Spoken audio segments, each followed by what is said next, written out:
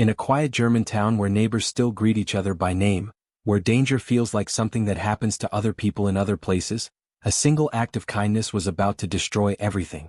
Bergheim, North Rhine-Westphalia. November 2019.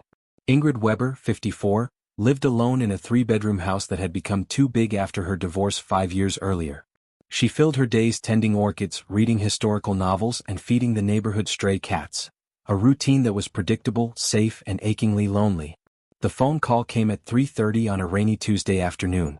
"Ingrid, you always said you wanted to do something meaningful," said Klaus Hermann, coordinator of the local refugee aid organization. His voice carried an urgency that made her set down her book immediately. "We have a special case. A 16-year-old boy from Afghanistan. He lost his entire family in Kabul. He's been alone for weeks at the reception center." Ingrid felt her heart clench. A child. Alone. Traumatized. "He needs a temporary family," Klaus continued. "Someone who can offer stability while we process his permanent documentation. I thought of you immediately." 3 hours later, when Klaus brought the young man to her door, Ingrid saw the saddest eyes she'd ever encountered. Nasir Ahmad was thin, barely 5 feet 7 inches, with messy dark hair and ill-fitting clothes that clearly weren't his. He seemed to carry the weight of worlds on his narrow shoulders. "He doesn't speak much German yet," Klaus explained. "But he's learning quickly. He's smart, polite. He just needs a chance, Ingrid. A family." Nasir remained silent during the introduction, only nodding respectfully and murmuring "Danke" in hesitant German. But his eyes told a story of unimaginable loss. Or at least that's what Ingrid believed she was seeing. "Of course he can stay," she said without hesitation. "I have my son's room. Christian is at university in Berlin. Nasir can use it." What Ingrid didn't know, what she couldn't have known, was that she had just been selected, chosen, targeted with surgical precision. That first night, she prepared the room with the care of a mother reunited with a lost son. Clean sheets, a small desk, basic German textbooks, even photographs of German landscapes to make it welcoming. When she showed Nasir the room, he reacted with what seemed like genuine gratitude. "Thank you very much, Frau Weber," he said, his eyes shining with tears. You saved my life." It was exactly what Ingrid needed to hear. After years of loneliness following a painful divorce that had left her questioning her worth, having someone who genuinely needed her made her feel useful again. Special. Necessary. She didn't realize she was being studied.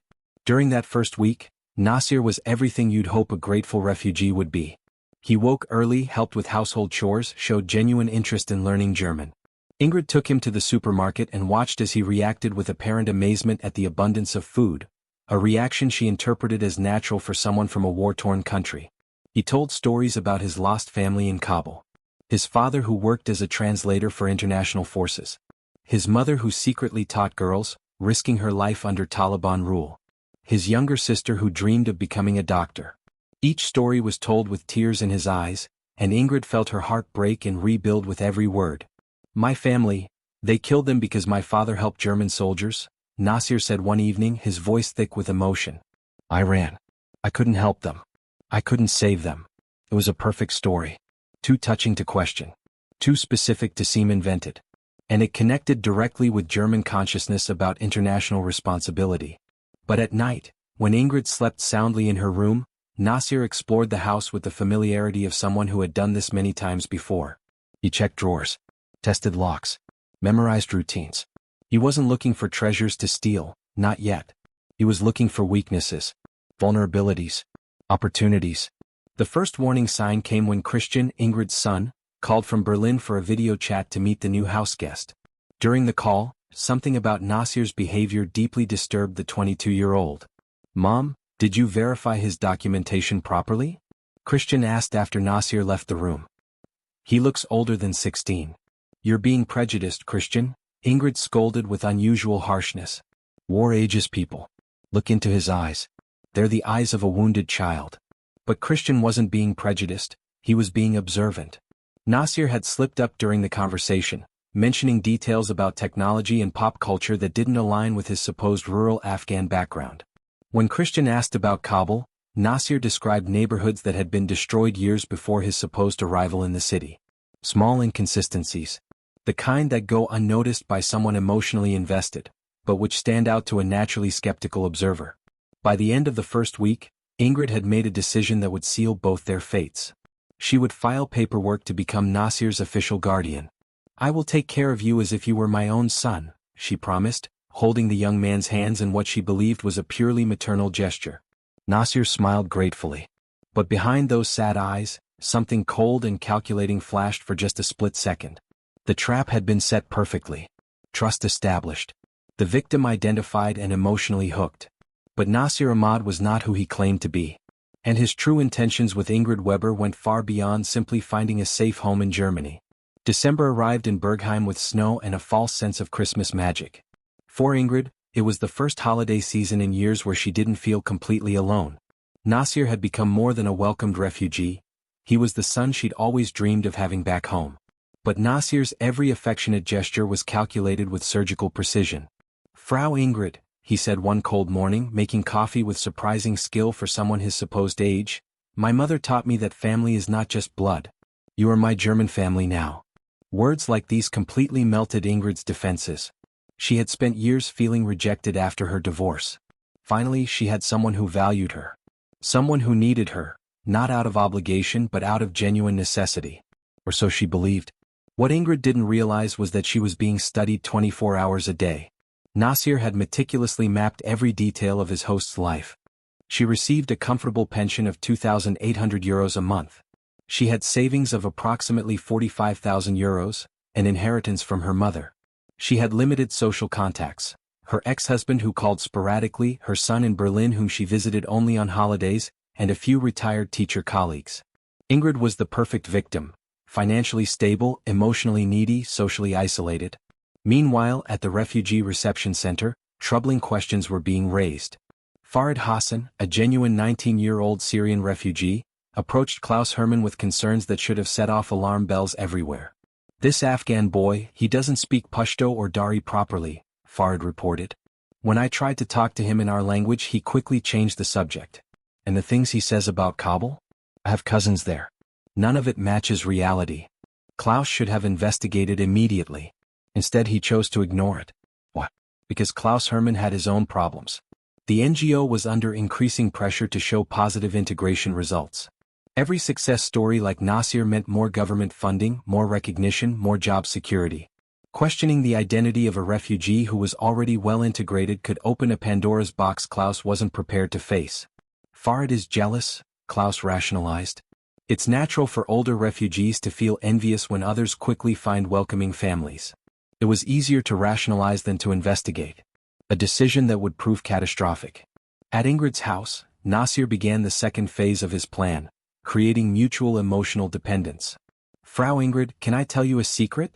he said one December evening as they watched a German movie together.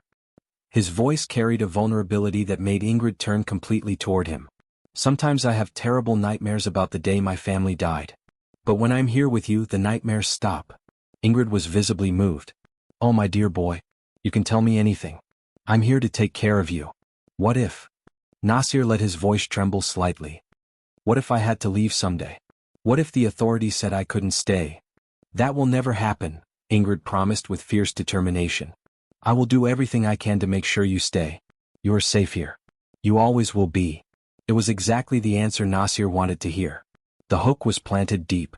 That week, driven by maternal determination she hadn't felt in years, Ingrid consulted a lawyer specializing in immigration law. Attorney Matthias Engel received her with professional skepticism. "Frau Weber, I understand your compassion, but guardianship cases for minor refugees require extensive documentation. Do you have all of the young man's papers?" Ingrid presented the documents Klaus had provided, feeling confident. Matthias examined them carefully, frowning. "These documents, they look authentic, but there are some inconsistencies. The dates don't align perfectly with his official arrival in Germany. And this stamp here," he pointed to an almost imperceptible mark, "it looks like it's been altered." Ingrid felt a chill. What does that mean? It could mean nothing. Refugee documents pass through many hands, often getting damaged or restamped during the process. But I would strongly recommend an additional verification with immigration authorities. Ingrid made a decision that would change everything. She chose not to verify. "I don't want Nasir to feel questioned," she told the lawyer with conviction. "He's been through enough trauma. Let's proceed with the guardianship based on what we have." Matthias shook his head but proceeded as his client requested. After all, she was paying his fees. It was exactly what Nasir had anticipated. He knew that emotionally invested victims would choose to protect the relationship rather than question inconsistencies. That night, Nasir celebrated internally. But he also escalated to the next phase, beginning small financial requests. "Frau Ingrid," he said a few days before Christmas, with the perfect hesitation of someone who doesn't want to be a burden, "I know you already do so much for me, but would it be possible to have a phone? For emergencies and to talk to other refugees when I feel lonely?" "Of course, dear. What kind of phone would you like? It doesn't have to be expensive. Anything with internet so I can study German online." 400 euros later, Nasir had a state-of-the-art smartphone. But the phone wasn't for emergencies or studying German. It was for coordinating with other members of his network. Because Nasir Ahmad wasn't operating alone. On Christmas Eve, while Ingrid prepared a special dinner to make Nasir feel at home, he was in his room sending encrypted messages to Paweł Kowalski, a 34-year-old Polish man based in Cologne. Target confirmed. Victim completely hooked. Legal guardianship process initiated. Access to bank accounts in 3 to 4 weeks. Proceed to phase 3. The response came quickly, confirmed. Begin financial trust transfer but slowly. Don't burn the goose that lays the golden eggs too soon. The truth was darker than Ingrid could have imagined in her worst nightmares.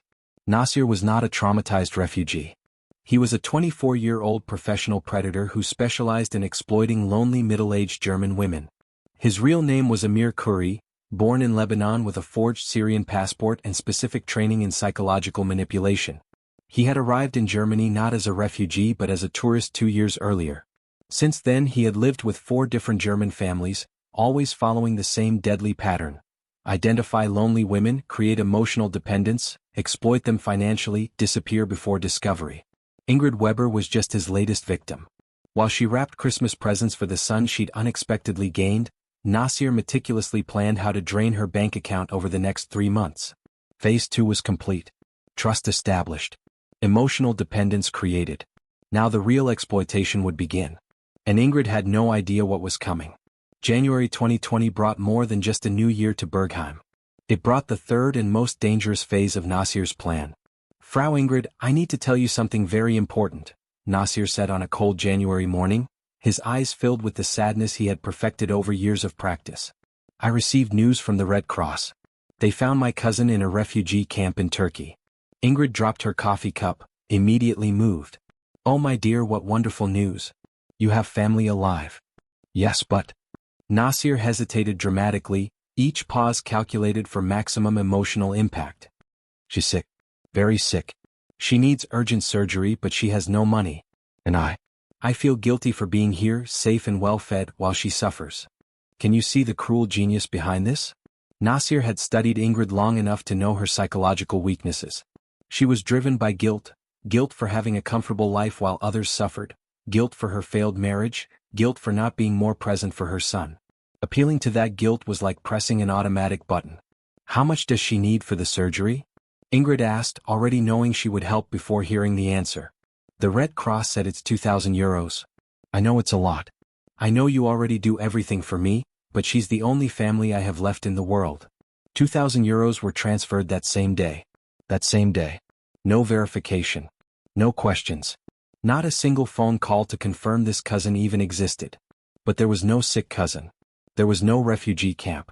There was only Paweł Kowalski in Cologne, receiving another 2,000 euros for the operation's collective account. The money transfer marked a subtle but significant change in household dynamics. "Frau Ingrid, did you speak to your ex-husband yesterday?" Nasir asked casually over dinner a few days later. "Yes, he called to see how you're settling in." "Why? He doesn't like me, does he?" Nasir forced vulnerability into his voice. "I can tell by the way you talk on the phone. You get tense, irritated. Does he want you to send me away?" "No, dear. He has opinions about everything. It's one of the reasons we divorced." "Maybe it's better if you don't talk to him anymore," Nasir suggested delicately. "Negative people can affect our harmony at home. Our family needs to protect itself from outside influences." It was the beginning of systematic isolation. Predators like Nasir know that isolated victims are more controllable victims. Every person in Ingrid's social circle represented a potential risk. Someone who could ask uncomfortable questions, notice worrying changes, or suggest verification checks. Over the following weeks, Nasir implemented a subtle but effective campaign to separate Ingrid from her social contacts. When she mentioned plans to meet former teaching colleagues, he became visibly anxious. "Are you going to leave me alone again?" he would ask in the voice of an abandoned child. "When I'm alone for too long, the nightmares come back. I remember the night my family died." How could Ingrid go out to meet friends knowing she was causing this traumatized young man suffering?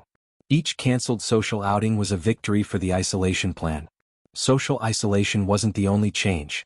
Nasir also began showing growing interest in Ingrid's finances, always with seemingly innocent justifications. "Frau Ingrid, I'm learning about the German banking system at school," he said one afternoon. "Can I see how you organize your accounts? I want to learn so I can be independent one day." And here's where the story takes a turn you won't believe. Ingrid not only showed him her accounts, she taught him her passwords. "Look, dear. This is my checking account where I receive my pension. This is my savings account where I keep money for the future. And this one," she opened a third account, "is where I keep the money I inherited from my mother. It's my safety net for real emergencies." Nasir memorized every detail, every number, every access procedure. He was literally being invited to rob her. In February, the second emergency request came. "Frau Ingrid, something terrible has happened," Nasir announced, arriving home with tears streaming down his face. "They called from the refugee camp. My cousin, the surgery wasn't enough. She needs more treatment. And now they've discovered she has a young daughter, my niece, who also needs medical care." Another 3,500 euros was transferred. This time, Ingrid had a moment of hesitation. 5,500 euros in 2 months was significant, even for someone in her comfortable financial situation. But when she saw the genuine despair in Nasir's eyes, her doubts dissolved. "Family is family," she said, authorizing the transfer. "We'll do whatever it takes." Pavel Kowalski laughed when he received notification of the second transfer. "This kid is an artist," he wrote to Nasir. 2 big transfers in 2 months, and she didn't even question the details. "Give her a few weeks to breathe, then we'll move to the final phase." But someone was starting to ask the right questions. Christian Weber had noticed worrying changes during his weekly calls with his mother. She seemed more tired, more anxious, and avoided talking about finances or future plans. "Mom, how are things financially?" he asked directly during a March call. "Everything's fine, honey. Why do you ask? You seem stressed lately. And I noticed you haven't mentioned your plans to travel to Italy this summer." A revealing silence. "Well, there have been some emergencies with Nasir's family. Nothing major. Situations any decent person would help with." Christian decided to pay a surprise visit. The following weekend he showed up at the house unannounced. He was greeted by Nasir, who showed visible discomfort at the unexpected arrival. During the 48 hours he spent at home, Christian observed dynamics that alarmed him deeply. Nasir was possessive of Ingrid, interrupted private conversations between mother and son, and demonstrated too much intimate knowledge of the family's finances. "Mom, I need to talk to you privately," Christian said before leaving. "About what?" "About how much money you've given this boy." The look on Ingrid's face revealed the truth before she could lie. "Christian, it's none of your business how I spend my money," she said defensively. "When it's more than 5,000 euros in 3 months, it becomes my business." Christian had checked with a family friend at the bank. "Mom, I care about you. And this boy, there's something wrong with him. Something I can't quite identify, but my gut is screaming red alert." It was too late to listen to warnings. Ingrid had passed the point of no emotional return. Questioning Nasir now would mean admitting she'd been deceived, that her compassion had been exploited, that the most meaningful relationship of the past few years was a lie. It was easier to fight with her son than face that possibility. "You're being cruel and prejudiced," she said with a coldness Christian had never heard in his mother's voice. "Nasir is part of this family now. If you can't accept that, maybe it's best to limit your visits." Christian left, knowing he'd lost his mother to something far more dangerous than misguided compassion. He'd lost her to a professional predator who was just beginning his phase of maximum exploitation. And the worst was yet to come. April 2020. A phone call that would shatter everything. It was Tuesday, 2:30 p.m. Ingrid was in the garden tending her orchids when the phone rang. A male voice with an Arabic accent asked something that made her world tilt on its axis. "Hello. May I speak to Amir Khoury? I'm sorry, I think you have the wrong number. No one by that name lives here." "Are you sure?"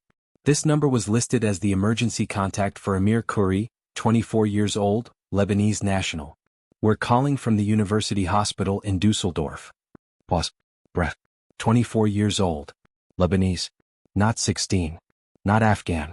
Ma'am, we have a young man here who gave this number as his contact. He was brought in unconscious after a car accident. He's in critical condition. What would you do at this moment when the reality you knew begins to crumble with a single phone call? Ingrid hung up with trembling hands. Amir Khoury. 24 years old. Lebanese. Nasir Ahmad. 16 years old. Afghan. The pieces began fitting together in a terrifying way. She ran to Nasir's room. Knocked. Silence. Used the spare key. Empty. Not just empty of people. Empty of existence. As if Nasir Ahmad had never been there at all. But there was something. In the trash, partially hidden, a crumpled sheet of paper. Handwritten notes in English. Target, Ingrid Weber, 54, retired, emotionally vulnerable. Net worth €45,000 plus €2,800 monthly. Social isolation high. Maternal guilt vulnerabilities. Phase 1, complete. Phase 2, complete. Phase 3, €5,500 extracted. Phase 4, full account access scheduled. Can you imagine discovering you weren't helping someone? You were an investment? A target? A mark to be exploited? Ingrid read and reread, unable to process it. She called the hospital back. Mr. Amir Khoury passed away this morning due to his injuries. Wait, how was that possible if he just disappeared from her house? The answer came when she called Klaus Hermann. Klaus, I need to talk about Nasir. Nasir? Who are you talking about? Nasir Ahmad. The refugee you brought to my house. Silence.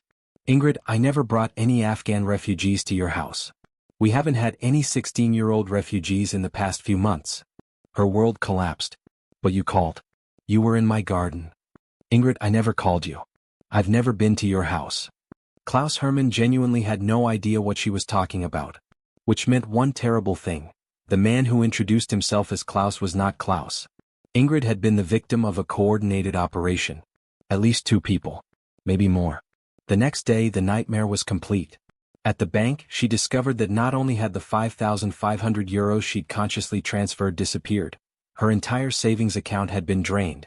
€45,000 transferred in small amounts over 2 weeks. How is that possible? She asked the manager, her voice hollow. All transfers were authorized with your personal credentials, Frau Weber. From your home computer with your password. Remember when she taught Nasir about German banking? He'd memorized everything. Installed spyware. Captured every keystroke. There's something strange, the manager continued. Several transfers went to different names. Pavel Kowalski in Cologne. Dmitry Petrov in Hamburg. Alpine Consulting Services. A network. Not a lone criminal, an organized operation. The police brought devastating news. This type of crime is becoming increasingly common, said Detective Kai Peters. Predators posing as refugees to exploit German compassion. Can you get my money back? It's unlikely. The transfers were technically legal. You provided your credentials voluntarily. The accounts have probably already been emptied, and the perpetrators are likely not even in Germany anymore. So they just get away with it? Not exactly free, but recovering the money is almost impossible. A week later came the final humiliation. Christian arrived with 2 men in suits. Mom, they're from the bank. About your financial situation. The €50,000 stolen had included money used as collateral for a home improvement loan. Without her savings, she couldn't pay. We understand you've been the victim of a crime, but that doesn't change your contractual obligations. Foreclosure proceedings will begin immediately. In 6 months, Ingrid had lost her savings, her home, her confidence, her dignity. But the most terrible truth was yet to come. The investigation revealed that Nasir Ahmad, whose real name was Mohammed Rashid, a 26-year-old Tunisian, had done this before. 7 times. 7 German women similar to Ingrid, systematically exploited. Total stolen, over €200,000. And Mohammed Rashid? He died in that accident on the Autobahn 3 days before the arrest warrant was issued, fleeing to France with false documents. The man who destroyed Ingrid's life was dead. She would never get her money back. She would never get her house back. She would never regain her ability to trust. But the story was just beginning. Because Mohammed Rashid did not operate alone, and the network that created him was still operating. June 2020. Mohammed Rashid's death was not the end. It was the moment when the truth began emerging from the shadows. Detective Kai Peters received a call that would change his perspective forever.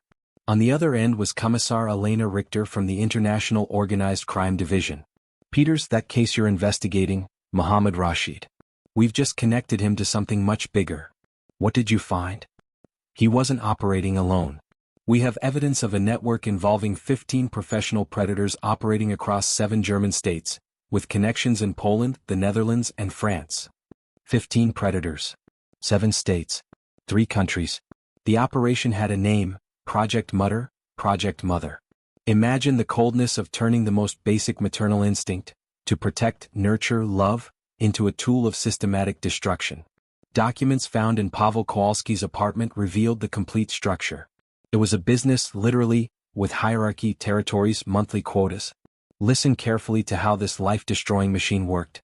Level 1, Field Operators. Young people aged 20 to 30, mainly from North Africa and the Middle East. Each received 3 months of training. Basic German with convincing accent, superficial knowledge of war-torn countries, psychological manipulation techniques, German banking systems, basic hacking. 3 months to learn how to destroy a life. Level 2, Facilitators. Professional actors posing as NGO employees. The fake Klaus Hermann was one of them. Thomas Nowak, a Polish expert in impersonating authorities. They provided legitimacy and access. Level 3, Financial Coordinators. Pavel Kowalski operated 47 bank accounts across 6 countries. 47 accounts to launder the suffering of dozens of families. Level 4, Leadership. Dmitry Vilov, a 45-year-old Russian in Amsterdam. The architect of this machine of horror. But here's what's most frightening: they were scientifically precise. They had studied German government data on divorce rates by region, demographics of lonely retirees, donation patterns for refugees, psychological vulnerabilities specific to the 1950 to 1970 generation. Ingrid Weber was not chosen randomly. She was selected from a database of 400 potential targets. The criteria were diabolically specific. Women aged 50 to 65. Divorced in the last 5 years. Adult children living far away. Net worth 40,000 to 80,000 euros. History of charitable donations. Limited social media activity. Small towns. Ingrid scored 97% on the vulnerability criteria. 97%. They knew her better than she knew herself before they ever set foot in her home. The revelations became even more disturbing. The network had operated for 3 years. During that time, 47 German women were systematically exploited. 847,000 euros was stolen. 23 victims lost their homes. 7 attempted suicide. 2 were hospitalized for nervous breakdowns. And they documented everything. Photographs of victims taken without their knowledge. Detailed psychological reports. Recordings of private conversations. Exploitation scores. Assessments of how much each woman could yield. The file on Ingrid, 73 pages. It included photographs of her sleeping. Personality analysis. Subject demonstrates severe maternal deprivation complex. Optimal vulnerability window. Evening hours when loneliness peaks. Transcripts of calls with Christian, obtained illegally. Bank statements from the previous 2 years. They knew her better than she knew herself, Peters said, reading with growing disgust. But the most shocking part was in the operating manuals. Exploitation manual. Maximizing financial extraction. 5 phases of emotional commitment. Initial compassion. Establish victimization, create dependency. Family integration. Become the child, replace relationships. Initial exploitation. First requests, test boundaries. Total access. Bank credentials, monitoring. Maximum extraction. Complete depletion, abandonment. Ingrid was processed exactly according to this manual. Every tear from Mohammed Rashid. Every story. Every affectionate gesture. Everything rehearsed, timed, executed according to a professional script. Why were they never detected? Geographic dispersion across small towns. Never more than 3 simultaneous operations per region. Victims with little social support. Exploitation of German immigration laws. Exploitation of German cultural compassion. The most revolting detail, they kept a hall of fame of their best victims. Ingrid was in 3rd place. Score, 94% efficiency. Subject provided 45,500 euros in 6 months with minimal resistance. Excellent emotional manipulation response. Recommend for advanced operators. When Richter showed these files to Ingrid, she was silent for 2 hours. Finally, did they laugh at me? Constantly. There are dozens of messages where Muhammad mocks your. Richter struggled with the words, your need to be loved. The final humiliation. Not only had she lost her home, her savings, her trust, she was treated as entertainment by criminals who documented every moment of her degradation. But one question remained. If Muhammad was dead, who else in the network was still at large? The answer would be even more terrifying. Because Project Mutter did not die with Muhammad Rashid. It had simply evolved and found new victims. December 2020. 1 year after Nasir Ahmad entered Ingrid Weber's life. The German winter brought more than snow to Bergheim. It brought the brutal reality of justice in a world without borders for crime. Ingrid sat in her welfare apartment in Dusseldorf, reading 47 pages detailing the systematic destruction of her life. And then came the news she'd expected but which still devastated her. No criminals would be arrested. Commissar Elena Richter visited her in person to deliver the verdict. Frau Weber, I'm sorry to inform you that we're officially closing the investigation. But you discovered so much. Discovering is not prosecuting. Richter carried the exhaustion of someone who'd spent months chasing international ghosts. Mohammad Rashid is dead. Pavel Kowalski has disappeared. Dmitry Vilov was never found, probably not even his real name. The network had dissolved like smoke. Within 72 hours of Mohammed's death. Bank accounts emptied and closed. Safe apartments abandoned. 8 operators vanished. Equipment destroyed. They had emergency protocols, Richter explained. The moment an operator died, the entire network self-destructed. Military-level criminal professionalism. Can you imagine that? An organization so efficient it could disappear in less than 3 days, leaving behind only destroyed lives and unanswered questions. So they win, Ingrid said with impotent rage she'd never felt before. Not exactly unpunished but effectively free. This was the reality of international crime in the 21st century. Fragmented jurisdiction. Crime in Germany, money laundering in Poland, criminals in the Netherlands, false documents in Czech Republic. Each country responsible for only fragments. Paralyzing bureaucracy. Extraditions take years. International cooperation requires mountains of paperwork. While it's being processed, criminals evaporate. Limited resources. German police cannot maintain teams hunting global criminals for only €50,000. The legal system was created for local criminals, Richter explained, not for networks that cross continents in hours. But there were other victims who needed to know the truth. The investigation identified 31 German women exploited by the same network. Richter organized a meeting in Cologne. 43 women showed up. Ingrid would never forget that afternoon. A room full of women aged 48 to 67. Faces marked not by age but by betrayal. Eyes that had lost the ability to trust. Each had her own version of the same story. The young, traumatized refugee.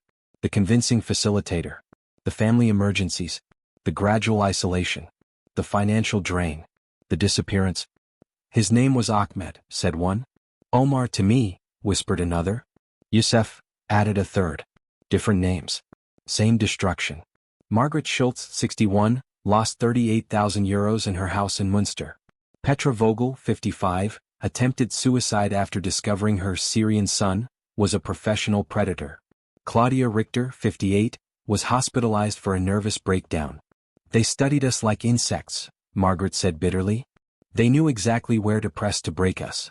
The meeting revealed something even more disturbing.